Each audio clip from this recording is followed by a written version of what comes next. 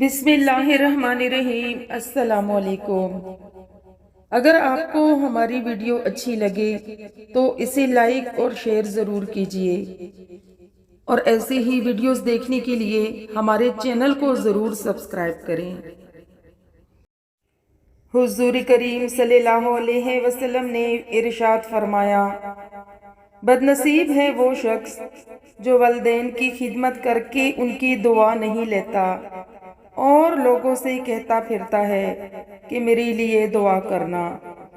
بد نصیب ہے وہ شخص جو فجر کے وقت سویا رہتا ہے اور لوگوں سے تنگی رزق کا شکوہ کرتا ہے۔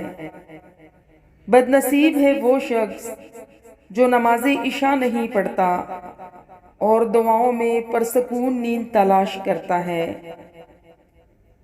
بد نصیب ہے وہ شخص جس نے ماہ رمضان پایا اور اپنے رب کو راضی نہ کر سکا۔